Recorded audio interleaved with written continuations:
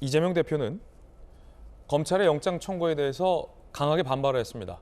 제1야당 대표가 어디 도망이라도 간다냐 라는 말로 검찰의 수사를 비판했습니다. 그런데 2021년 11월 대선 후보 때 두 번째 또 구속되기 싫어서 본인이 도망갔었던 경력을 얘기한 적도 있었습니다. 그때와 지금이 꼭 같지는 않겠습니다만 한번 들어보시죠.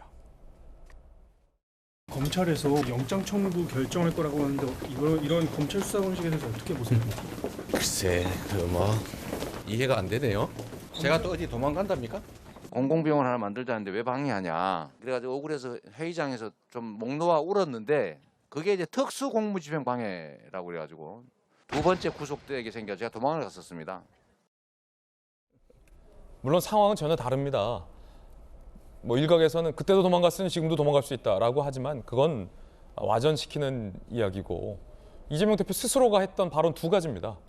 내가 어디 도망이라도 가냐 라며 본인의 떳떳함을 항변하는 지금의 이재명 대표.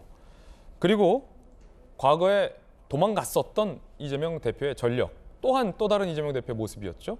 자서전에 이 내용이 상세하게 기술되어 있다고 해요. 함께 보시죠.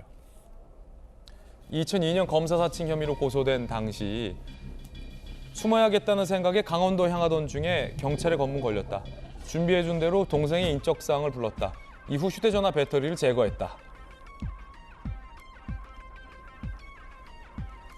2004년 성남시립 의료원 관련 특수공무집행방해죄로 고발당하자 경찰에 붙잡히면 구속처지, 교회에 피신했다. 일종의 치해복권 구역이었다. 라고 도망쳤던 전력에 대해서 쓰고 있습니다. 자서전 제목은 이재명은 합니다입니다.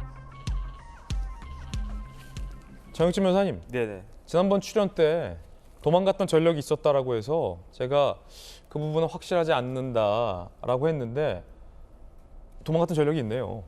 그러니까 사실은 제일 감옥에 가기 싫은 사람이 누구냐면요. 한번 갔다 온 사람이에요. 그 전재수 의원님 해병대 아주 힘든 데 다녀오시지 않았습니까? 그런데 또 해병대 들어가라고 그러면 이분은 가실 분이에요, 또. 아니 저 같은 사람은 그냥 어리버리 해가지고 가라고 하면 간다 이렇게 되지만 한번 가서 그렇게 고생을 해본 사람은 가기가 무지무지하게 더 싫은 거거든요. 싫죠. 그렇기 감옥 때문에 가기 좋아하는 사람이 어디 있습니까? 이재명 대표 같은 경우에는 이제 구속된 전력이 있었기 때문에 더더군다나 난 또 감옥 가는 거 너무너무 싫다 해가지고 사실은 피신을 갖다가 하셨던 것 같은데 그런데 이번에는 사실은 도망 당연히 안 가시겠죠. 왜냐하면 갈 수도 없고 그때는 그냥 이름 없는 변호사 중에 하나였으니까 도망가도 잡히지가 않을 텐데 지금은 이재명 대표가 어디를 가겠습니까? 그러니까 도망의 우려는 전혀 없다라고 저는 판단이 되는데 지난번에도 말씀드렸지만 증거인멸이 아니라 증거인멸의 우려는 굉장히 제가 봤을 때 상당히 있다라고 보여지는 거거든요. 그렇기 때문에 그 도망갈 염려가 없기 때문에 내가 구속영장이 발부가 안 된다. 그거는 사실은 좀 말이 안 되는 것 같고 그다음 제가 조금 전에도 말씀드렸지만은 이렇게 막 검사 독재